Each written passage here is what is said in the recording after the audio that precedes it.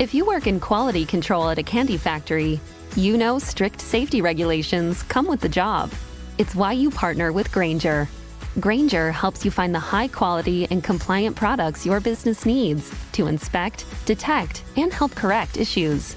And the sweetest part is, everyone gets a product that's as safe to eat as it is delicious. Call 1-800-GRAINGER, click Grainger.com, or just stop by. Grainger, for the ones who get it done. CBS Radio Mystery Theater presents...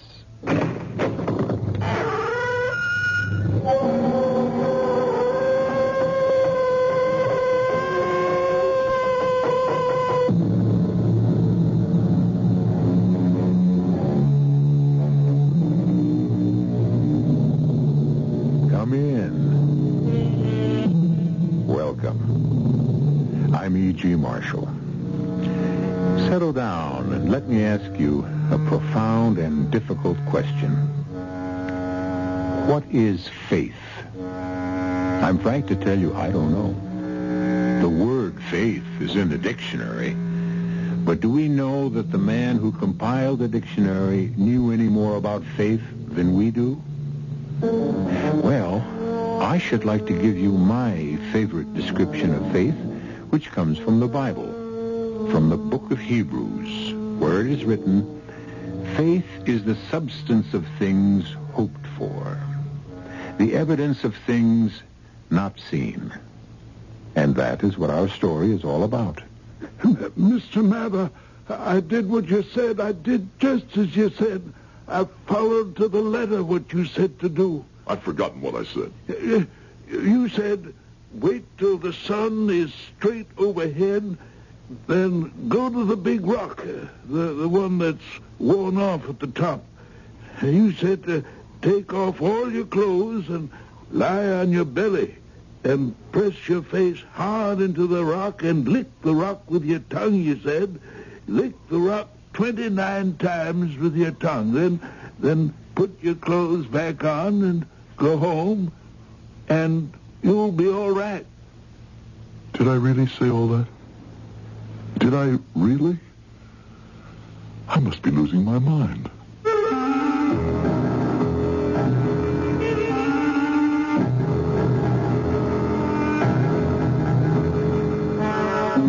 Our mystery drama, Faith and the Faker, was written especially for the Mystery Theater by Elspeth Eric and stars Howard Da Silva. It is sponsored in part by Buick Motor Division and Sign-Off, the sinus medicines. I'll be back shortly with Act One.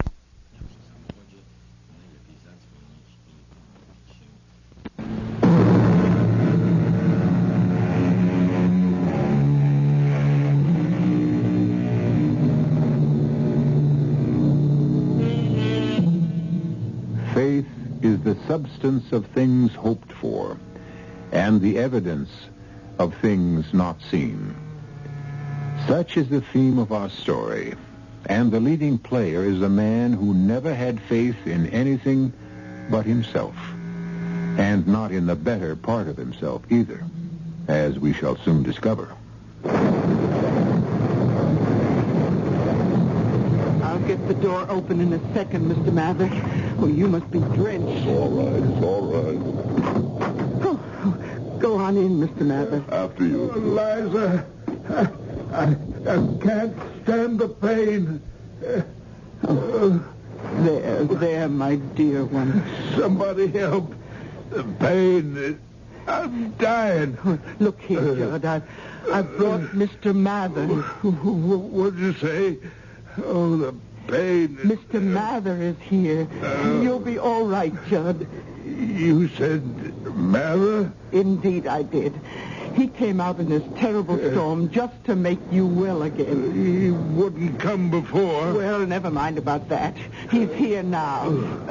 Mr. Mather, show Judd you're here. Come closer. Hello, Judd. You're here. I'm here. For all the good I can do you. Oh, you can do it, Mr. Mather. Do what, for heaven's sake? Make the pain go away. How am I supposed to do that? Make my leg the way it used to be. Look Look how it is now. Just look at it. It's all swollen. Twice its regular size. It's turning yellow. Fix it, Mr. Mather.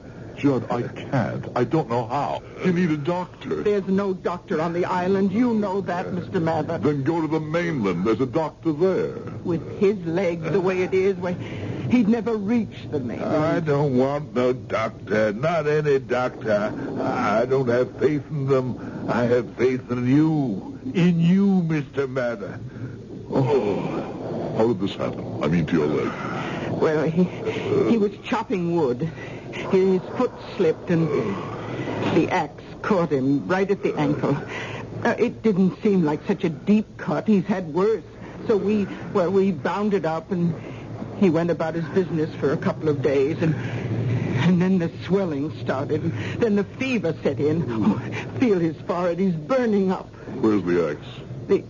The axe? The axe, the thing that caused the whole mess. Where is it? Well, right there by the door. Well, what are you going to do, Mr. Mather? You won't cut my leg off, will you? Oh, of course I'm not going to cut off your leg. I'm going to punish this axe. I'm going to make it suffer. I'm going to torture it. I'm going to make it endure such pain. But how? How are you going to do that, Mr. Mather? I'm going to crucify it. Crucify? Give me some strong nails and a hammer, Eliza. Yes, Mr. Mather. You're going to crucify the axe? Right here, on this door. Don't you think it deserves to be crucified? After what it did to you? Oh, yes. Here are the nails and the hammer. Now, you'll hang on this door, you villain. You'll hang there till you waste away and rot. You understand? Oh, and Judd. Yeah, Mr. Mather? Be sure you hold on. Hold on to your life. Hold on to your faith. I will. I'll try. I will. The thing that tried to kill you is being punished. Now I'm going to tell you what else you must do. Tell me. I'll do it. I promise you. I'll do it. I want you to lie very still in your bed and keep your eyes fixed on the axe. Never let your gaze wander from the axe on the door. Think to yourself how the axe is suffering. Curse it if you like. God will forgive you, for believe me, the devil is in that axe. Have faith, Judd. Keep your faith constant. And keep your eyes on the axe. God bless you, Mr. Mather. Now I must get back to my wife. Oh, how is your dear wife? The same. Good night to you both. Oh, good night. God bless you, Mr. Mather. Now, wasn't that terrible of me? Never thinking to ask about his poor wife. Paralyzed all these years, and him not able to do a thing to help her. Be quiet, woman. I'm watching the axe.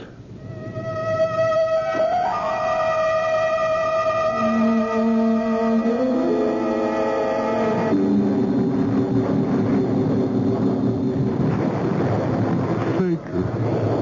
Miserable, lying faker. Charlatan. Imposter. If there is a God in heaven, he'd strike me dead for my endless frauds. One after another. All my life, why do they believe me? Why do they have that idiotic faith in me? I've never told them I could cure them of anything. More than that, I told them I couldn't. They go on believing and having faith. Faith in me. Can't they see? Don't they know? If I had any such power to heal, I'd give it all to Mary. To the one person in all this world I truly love. To my saintly, my adored own wife. Mr. Mather! Mr. Mather! My beautiful Mary, who sits all day in her wheelchair by the window and watches. Go, she says. They believe in you. They have faith in you. Go. And And I go, and I know I can do nothing. I don't even know what ails them. But I invent some darn fool rigmarole, and sometimes it works. I don't know why. Mr. Mather, wait up for me. Oh, who is it? It's Moses, Mr. Mather. What are you doing out in the storm? Why aren't you back in that cave you call home? I've been looking for you. I had to tell you, Mr. Mather. It worked. What worked? I'm cured. My stomach's firmed up. The sickness is gone. Oh, Mr. Mather, I did what you said. I did just as you said. I've forgotten what I said. Forgotten? How could you forget? You cured me of the sickness that was taking away all my strength, that was making a skeleton of me. How could you forget what you said for me to do? Well, come on. What did I say? You said, Moses, wait till the sun is straight overhead. Then go to the big rock, the one that's worn flat on the top. And you said, take off all your clothes and lie down on the rock, but don't look into the sun or it'll blind you. No, you said, lie on your stomach and press your face hard into the rock and lick that rock with your tongue. And you said, lick the rock 29 times with your tongue. Now do this every day for 8 days, and you'll be all right. Did I really say all that? I must be losing my mind. Oh, you've got a mind different from other minds. We all know that. You all know nothing. Nothing. Well, it's probably true. We island people are very ignorant, but Mr. Mather, we have faith, you see, and that makes up for our ignorance. Look, I'm glad you're better. Now, I've really got to be going home. I don't like leaving my wife alone, especially with a storm like this. The house might be struck by lightning. Oh, how is your wife? Just the same. You can't do nothing for her? Nothing. Your wife's not an island girl, is she? I understand you met her on the mainland. That's right. Now, you see, she ain't got the faith in you that we island people have. And that's the whole trouble, Mr. Mather. She just needs to have the faith.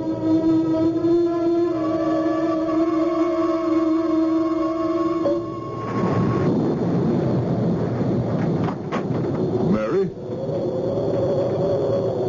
I'm here, dear. I just made some tea. I thought you'd need it. I do. It's on the kitchen table. Come join me. I shall, of course I shall. I want to hear what happened to poor Judd. I think I'll have a spot of rum in my tea. You? No, not for me.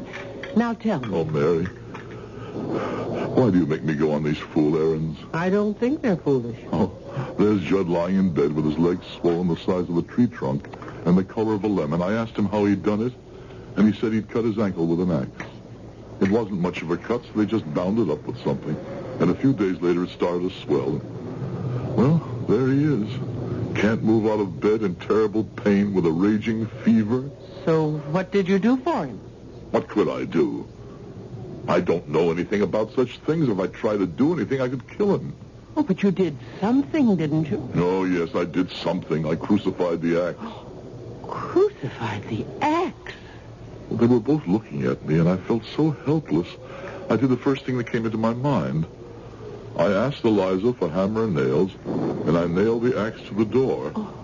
Then I told Judd to lie perfectly still, never take his eyes off the axe, to think how the axe was suffering for the sin it had committed. Mary, I don't know why I did that or why I said that. I guess I thought it would take the poor man's mind off his pain. It will help. I'm sure it will. You help so many people. Why can't I help you? I don't care for any of them. I care only for you. If only you knew how I love you. I know, dearest. More every day, I swear it. Each day I think to myself, no man has ever loved a woman as I love my Mary. Then the sun goes down and rises again. And as the day dawns, I think, I love her more today than I did yesterday. And yesterday I loved her so much I thought I would burst with loving her. And here it is another day and I love her even more.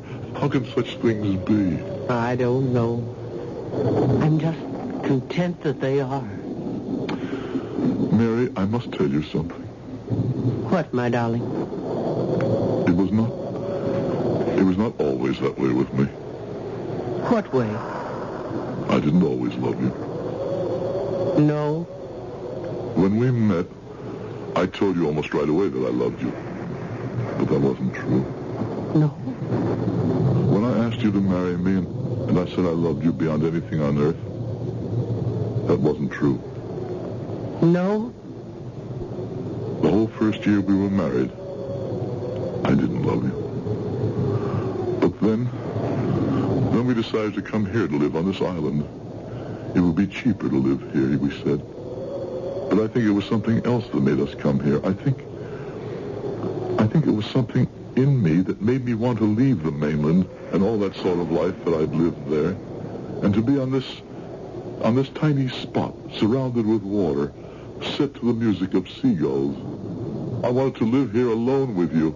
It was then that I began to love you, not before. I know. Have you always known? Yes. I might have guessed. That's the sort of woman you are. Oh, Mary. There's a doctor on the mainland. If I could get him to come here. Now, darling, you know how... Or if somehow I could get you to the mainland where he could take a look at you. Dearest, before we came here, we saw a dozen doctors. And they all said the same thing. You love me less because I can't walk. You know I don't. Well... But this doctor on the mainland, he would know of specialists, of medical centers. Things have been developed in the last 10 years. That would all be very expensive, my darling. I could get the money somehow. How? I don't know. Somehow borrow it. Borrow it from whom? Everyone here is as poor as we are. Oh, if we only had the stock in the silver mine that was promised us. I know. If only the old man hadn't died. What's the use of thinking about that? No use at all. None at all. So, let's think of other things. Happy things. Oh, now who could that be? I'm not going out again in this storm. Mr. Mather. Come in, Eliza. Get out of that storm. Mrs. Mather. Mr. Mather, I had to come tell you right away. Judd's all right. He's all right.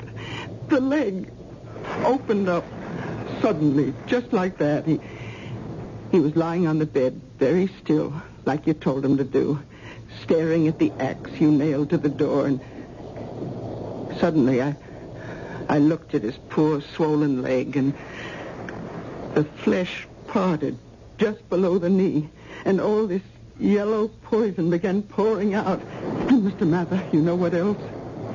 At that very moment that the flesh of his leg parted, that axe dropped straight down to the floor. Straight down to the floor, Mr. Mather. I was standing right there, and I saw everything with my own 2 eyes.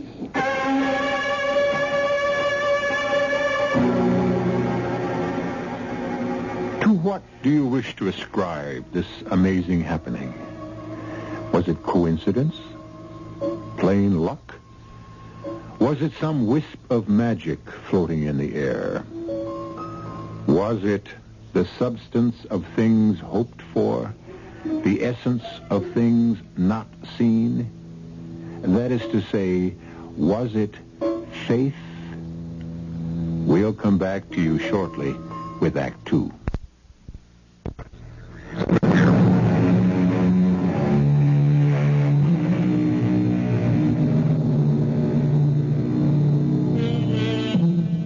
Weeks have passed since Mather visited the man with the sorely infected leg.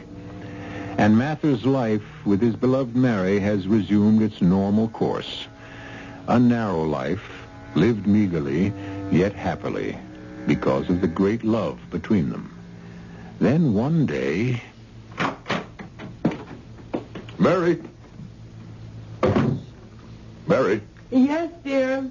I'll be right there. No, I'll come to you. No, now don't you bother. This wheelchair gets me around very well. It's my chariot. Anyway, that's the way I think of it. Oh, what have you got there? It's a letter. A letter? Mm-hmm. Packet from the mainland was in the harbor when I was coming back from the market. Captain shouted to me and held up this. He was as surprised as I was. Now, who on earth would be writing to us?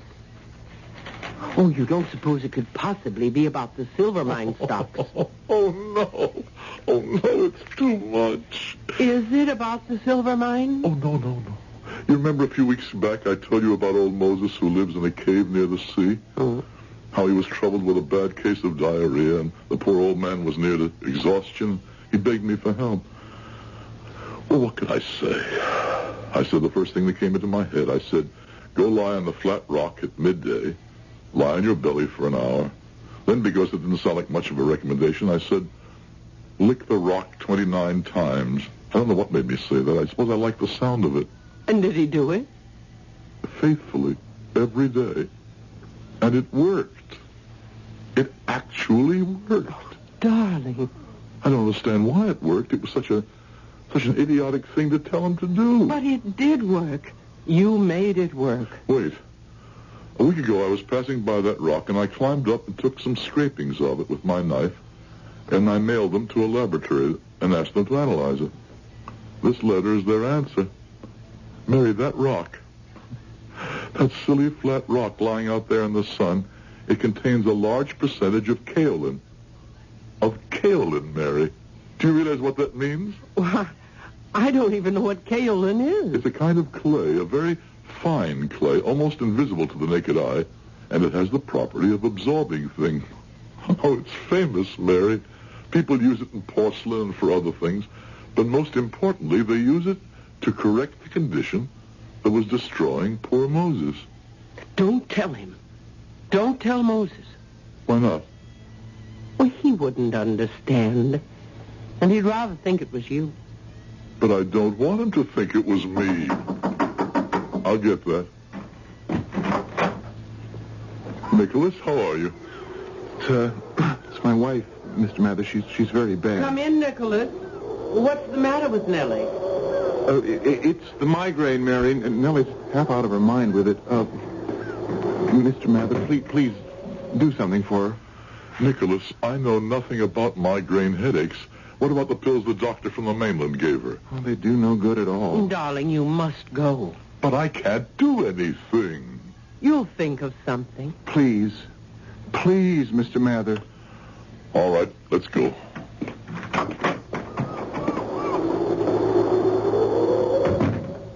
You will think of something. You always have.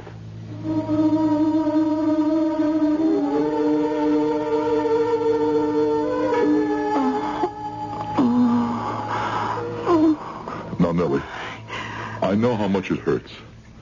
An anvil is being struck inside your head. Yes. It's worse. I know. She can't bear to move her head, not even to take some water.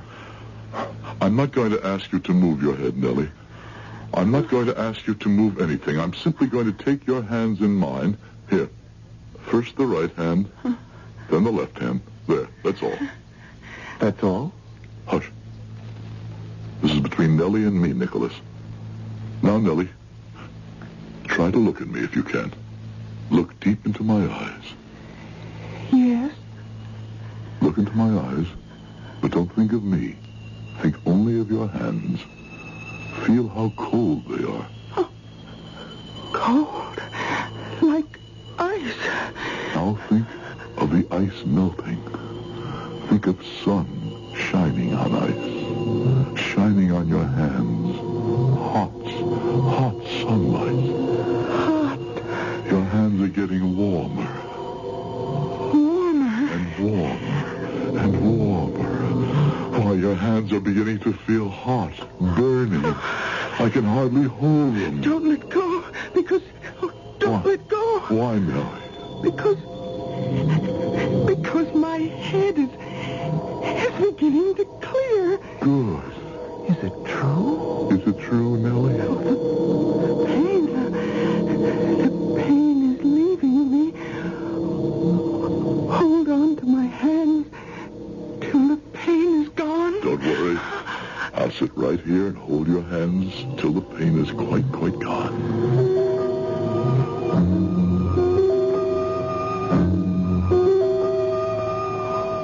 Mary, it was ridiculous. I had no idea what to do. All I could think of was that you had said you'll think of something, and holding her hands was what I thought of, so I did it. And it worked. Yes, it worked. I don't know why. Nellie had faith in you. But I don't care about Nellie, or Moses, or Judd, or any of them. I only care about you. And I can't do anything for you. You love me. You make me happy. Do I make you strong and well and able to walk? Even raise yourself from that wheelchair? No. Then what good am I? What earthly good am I? Mary, I've been thinking of something Moses said to me that night during the storm. He said the reason I could help so many of the islanders was because they had faith in me. Oh, they do, darling. And he said that perhaps the reason I couldn't help my own wife was because you're not an islander and you don't have faith in me. Darling, I love you. With all my heart, I love you. But do you have faith in me? I mean, the strong faith, the kind of faith that moves mountains, as the Bible calls it. Do you? I only know I love you. Mary, I'm going to get that doctor from the mainland. One way or another, I'm going to bring him to this island. Without money. I'll mortgage my life. And without a boat. I'll borrow a boat. With no one to sail the boat? I'll manage, you'll see. You'll see I'll manage somehow. Mr. Mather, it's Nellie again, another migraine. You must come. She's in such pain. Nicholas, not now. I have other things on my mind. Please, Mr. Mather, you don't know how she suffers. 2 weeks ago, when you cured her, that was bad enough, but this time it's worse. You must come. Darling, go with Nicholas. You really want me to? I want you to. Very well, if my wife wants me to go with you, Nicholas. Come on. You will think of something, my darling. You'll see. You'll think of something.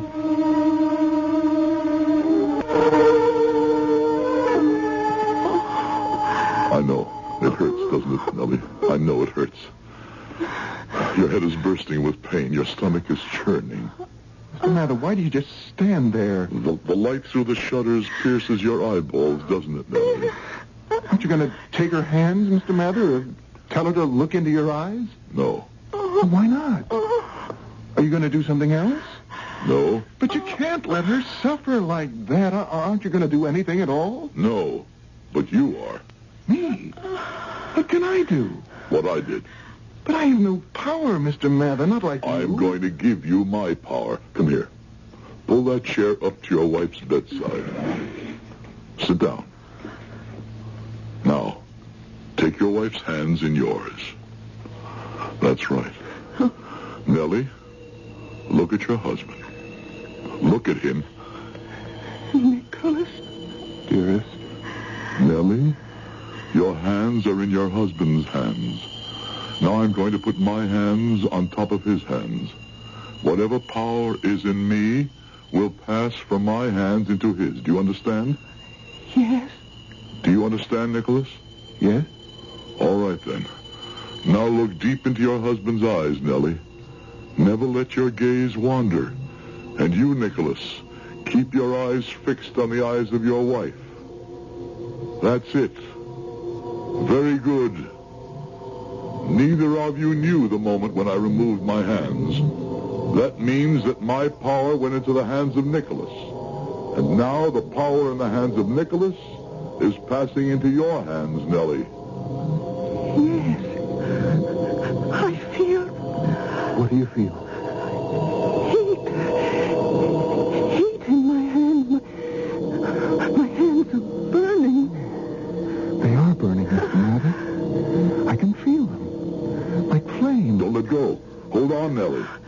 How does your head feel? Better. Oh, much better. Oh, Nellie. The pain is nearly gone. Stay like that, the two of you, for another 10 minutes, and the pain will be gone completely. Oh, Mr. Mather. Oh, how can we ever thank you? I must be getting back to my wife now. Well, surely there must be something we can do for you. You've done so much for us. Nothing really. Oh, wait a moment. You have a boat, don't you? Yes, I do. And Nicholas, you know how to sail it? Yes, I know how to sail it. Will you take me to the mainland in your boat? Of course. And bring me back? Well, yes, I certainly will, Mr. Mather. Fine. Sometime in the next couple of weeks. Oh, one other thing, Nicholas. You and I will be making the trip to the mainland alone. But on the return trip, there will be another man with us, a very important personage. Is that understood? Anything you say, Mr. Mather. We owe you so much. You will repay me in full.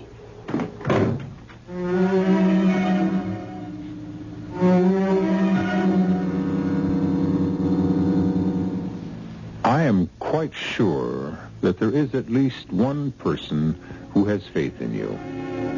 Is it your wife? Your husband? Your father or mother? A child? At the very least, a dog or a cat who trusts you to fulfill the unspoken promises made by the very existence of your love for each other. Of course there is. Though if, and I hate to utter the words, if there is not, then you must be the unhappiest person in the world.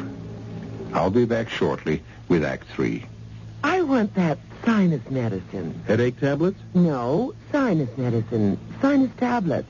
Helps the headache and the pressure. Oh, you mean sign-off. Exactly. Headache pain is one thing. A sinus headache is something else. Sometimes your whole face can seem to throb with pain. You want relief. Take Sign-Off tablets. Sineoff, the sinus medicine that gives you a full dose of pure aspirin plus a sinus drainer. Sign-Off, the sinus medicine that helps relieve sinus pain while you drain. And Sign-Off doesn't stop there. Have you tried Sign-Off Sinus Spray, the fastest known form of sinus congestion relief? It works in seconds. That's Sign-Off Sinus Spray. When sinus flares up, use Sign-Off tablets and spray only as directed. Sineoff. Sign-Off. Exactly. Sign-Off, the sinus medicines in the bright red box. Tell me something. What do you think of when I say Culligan? Culligan? Uh-huh. I think of water. Yep. Everyone gets that right away. I guess it's because Culligan's only business is good water. Just water? Just water. In 85 countries all over the world, Culligan's full-time business is the softening, filtering, and conditioning of water. Full-time? Full-time. And Culligan water softeners come in a bigger selection and a wider range of prices, with exclusive features like triple hull tanks and like that. Your Culligan man is a man who cares. Say, does the Culligan... So do as your neighbors do. To rent or buy the leading brand of water conditioner, just call your nearby Culligan man. All right. Hey, Culligan man. There's his truck now. His truck? I thought he'd come in a boat. Want to try Culligan soft water without buying? Now you can rent an automatic water softener for as little as $5.50 a month. For complete details on how you can rent a Culligan, pick up your phone and say, Hey, Culligan man! This is WBBM Chicago. News Radio 78, 19 degrees at Midway. It's 11:06. 2 weeks have passed since Mather mysteriously conveyed to Nicholas the means by which he might cure the migraine headaches of his own wife. In return, Mather exacted from Nicholas a promise to take him in his sailboat to the mainland. Now Mather is about to demand the fulfillment of that promise. Come in. Come in. Mr. Mather, come in. Come sit down. Have some coffee with us. Thank you, no, Nellie. Another time. Nicholas, today's the day. What day's that? Today is the day you take me to the mainland in your boat. Oh. You haven't forgotten your promise, have you? Oh, no. Oh, we would never break a promise to you, Mr. Mather. How long will we be away? I don't like to leave Nellie alone too long, if one of her headaches should come back. Should take us the better part of a day to get there. Then perhaps part of a day to find the person I'm looking for. A little time to persuade him to come back here with us. 3 days, probably. 4 at the most, the very most. Now that you've shown me how to rid Nellie of her terrible headaches, I hate to leave her. Oh, Nicholas, you promised. You must keep your promise. Thank you, Nellie. Oh, I'll be all right. I know I will. And something else, Mr. Mather. Every day I'll go to your house to be sure Mary's all right. Mary does pretty well for herself. She knows how to get around in her wheelchair. Oh, yes, but she might need something from the store. And besides, she'd like the company, wouldn't she, with you away? Of course she would. And it's very kind of you to offer. Nicholas, bring the boat to my dock in, we'll say about an hour. Well, I could be there sooner if you like. No, an hour would be soon enough. I want a chance to talk to my wife, tell her of Nellie's kind offer, and a few other things. Goodbye, and thanks to you both. A good journey, Mr. Mather. I'll see to that.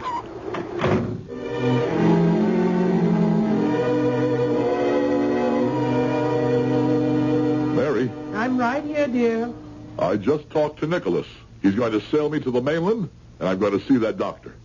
I'm going to tell him about you, and I'm going to bring him back here. Oh, darling. My mind's made up. Without money? Before I go, my love, I must tell you a story about myself. Now, there's nothing about you I don't know. We've been man and wife for 10 years. This is a story about me before we ever met, ever married. And I have to tell it to you. Now. It can't wait. Darling. I have to tell you now. If you must, all right. Before I met you, Mary, I may as well say it right out. I was one of the top 10 swindlers in the country. Swindler? Con men, confidence men. Men who trim suckers. I don't know what that means exactly. Men who pretend they have ways to make large sums of money for people who trust them. My favorite gimmick... Gimmick? Scheme for getting money out of people. My favorite scheme was the dying stockholder pitch. Pitch? The tale I tell the suckers. The story. I tell them I was a financial developer of mining properties. But that's what you told me. I know. Yes, I know. Then I tell them that there was this silver mine out in Nevada or someplace that had been closed down 5 years ago when the vein ran out. But now the State Bureau of Mines had found a new vein, and it was going to open it up again. Well, you told me... Wait. Then I tell them that the last quotation on it was $1 a share, but if the mine was to be reopened, it would be worth 10. Oh, yes, dear, But I'd say that the only hitch was that the stock was held by a very, very old man, a very sick old man. A very sick old man who was desperate for money, and if he got it right away, he'd sell the stock at $1 a share. I know all this. I know you do, because I told the whole story to you. And you gave me all your money, Mary, all your savings, every penny you had in the world. But the old man died. He died before he could transfer the silver mine stock. That's what I told you. And he spent the money on doctors and nurses. That's what you said. And he never got around to sending us the stock certificates. So we had no proof that we'd sent him the money to pay for the certificates. That's what you told me. Oh, Mary, my sweetest, my dearest, my most beloved. There never were stock certificates. There never was a silver mine. There never was an old man who was sick and dying. Well, then what happened to the money? I kept it. It's what we were living on for the last 10 years. But why? I don't understand. Why didn't you just take my money and go off somewhere? You must know the answer to that. But I don't. Because I couldn't bear to leave you. But why not? Because I'd begun to love you. It was such a strange, such a new feeling for me. Because I'd never loved anyone in my life. I didn't know how to say the word. Even when I asked you to marry me, the word love wouldn't come to my lips. I remember. But you married me anyway, and oh, my darling. For 10 years, such love has been growing in my heart. And I've watched it grow. And now, my dearest, I'm going to sail to the mainland with Nicholas. I'm going to find the doctor who will make you well, who will release you from that wheelchair so that you can walk, run on the beach with me. But we're happy the way we are. Dearest, tell me before I go. Tell me you forgive me for the lies I told you 10 years ago. For the lie I've lived ever since. For 10 years, I've known all I needed to know about you. That you loved me. Nicholas will be along pretty soon with his boat. Let's just sit by the window and wait for him. And hold each other's hand. And not talk at all.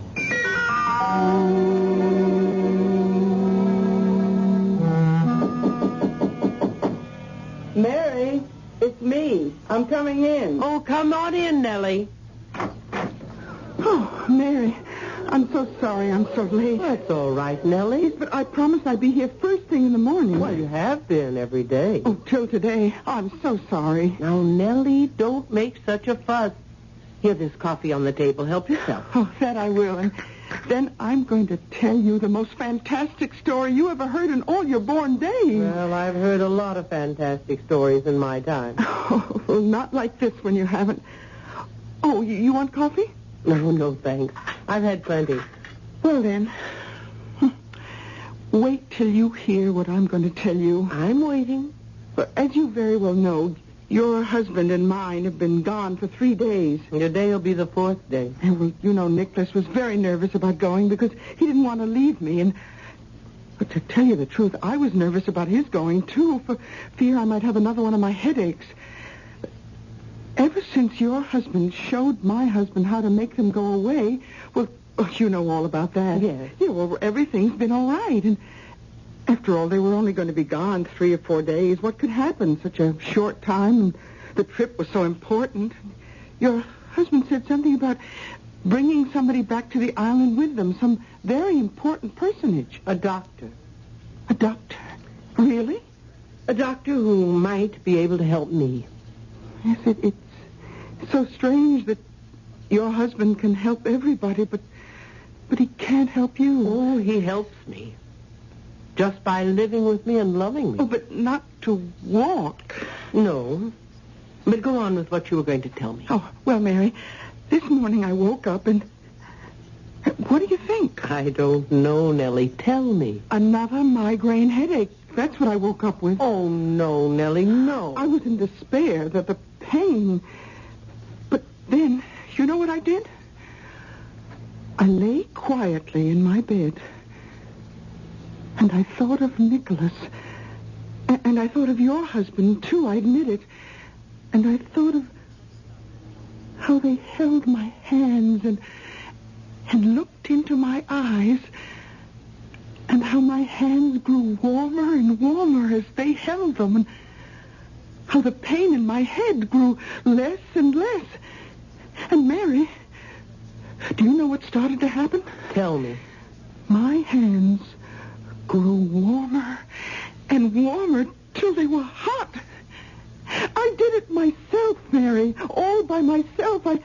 I myself made my own hands grow hotter and hotter till I felt as though they were on fire. And little by little, the pain in my head started to go away. Nellie, how wonderful. So that's why I'm late coming to see you. Well, it's all right, Nellie. Truly, it is all right. Oh, well, the men should be on their way back by now.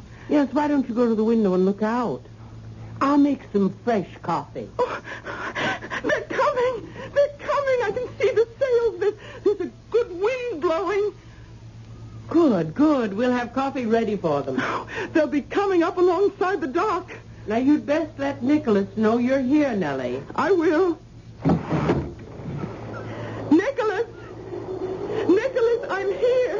I'm here with Mary. She's making coffee. Hurry. Oh, they'll be right in. They're tying up the boat. I'll pour the coffee. You want me to do it? No, I want to do it. A cup for Nicholas. A cup for my beloved husband. And a special cup for the wonderful doctor.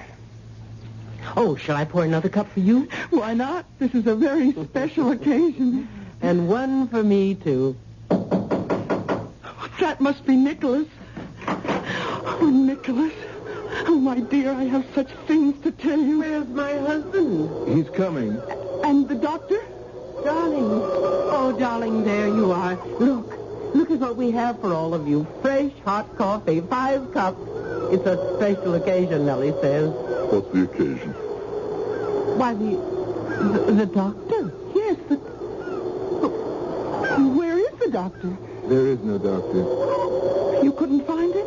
Oh, yes, we found him. Well, he wouldn't come? He wouldn't come. Was he afraid to make the trip? Yes, he was afraid of the trip. Mary, I tried.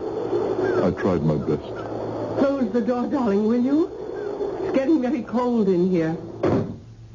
Mary, I told him I'd work for him for the rest of my life. Believe me. Stay where you are. Stay right where you are by the door. Mary, please. Don't move. Don't come near me. Mary, what are you doing? Don't any of you come near me. What is she trying to do? I think... Mary, are you sure? Very sure. Very sure. Mary! Mary, what are you doing? I am very slowly, very surely, and very lovingly walking into the arms of my husband. Hold out your hands, my darling. I am walking. I'm walking to greet you at the door of our home. Oh, Mary. Oh, my Mary. Oh, my wife.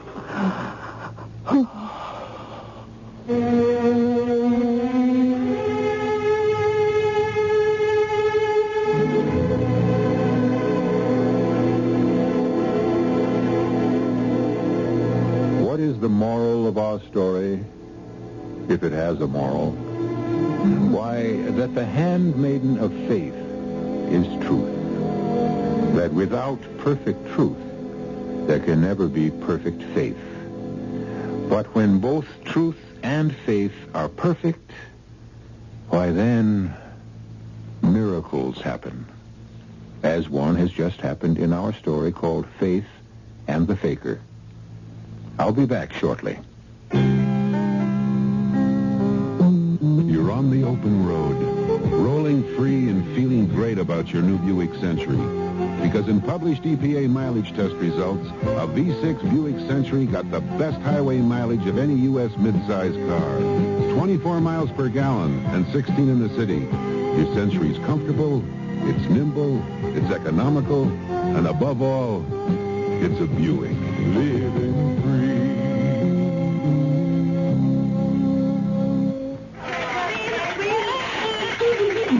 Boy, do I have a headache.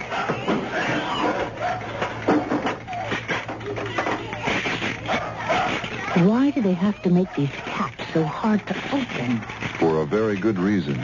Children open things that they shouldn't. That's why we have safety packaging. For the life of your child, you can live with a little inconvenience. For further information, write the U.S. Consumer Product Safety Commission, Washington, D.C. 20207.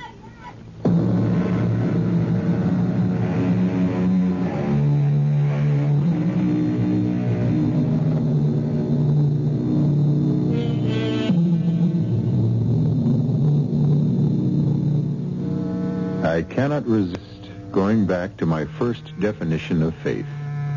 The definition given us by the good book itself. Faith is the substance of things hoped for, the evidence of things not seen. The lines bear repeating and deserve memorizing. The substance of things hoped for, the evidence of things not seen. That, dear listener, is faith. Our cast included Howard Da Silva, Mary Jane Higby, Bryna Rayburn, Guy Sorrell, and Russell Horton. The entire production was under the direction of Hyman Brown. And now, a preview of our next tale. When you're afraid your old man will yank Kate out of town, or at least hide her somewhere. It's now or never. How do we do it? Well, if your house wasn't in the country, we couldn't. Sure, the place is locked and barred, but what we do is get a rope ladder up to Katrine's windowsill. What about the guard? How do we get through the gate? I'll take care of him. He's a cinch. You'll stay out of sight while I rap with our friend.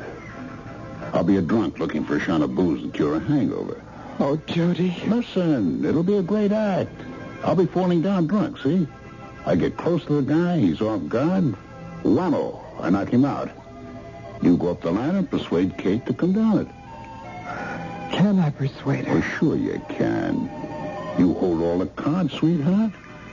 That plan you've worked out for her is a winner. Radio Mystery Theater was sponsored in part by imported Vigna Rosé wine. This is E.G. Marshall inviting you to return to our Mystery Theater for another adventure in the macabre. Until next time, pleasant dreams.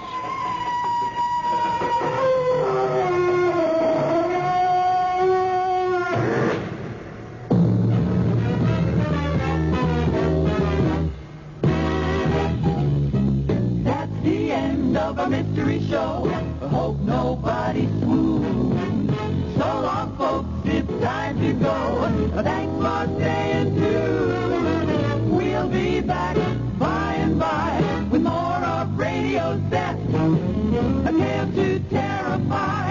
I'll give you party and the rest. We guarantee our story will send chills right up your spine. Just make sure that you're the one who chills the Vigna wine. But for now, turn on the light and open up the lock. Hope we didn't leave you in a fright or in a state of shock. We'll be back with more suspense to make your hair turn gray. Brought to you with compliments of imported Vigna Rosé. Reported by Uline, Hartford, Connecticut. This is WBBM Chicago News Radio 78. You never know where your next unforgettable experience will pop up. That's why bringing along an American Express card opens the door to rewards wherever you go. Morning coffee run with an old friend? Earn cash back. Weekend getaway? Earn miles. Dinner at the hottest restaurant in town? You get the idea. No matter the place or the plan, Amex rewards your inner explorer. Learn about card options at americanexpress.com. Terms apply.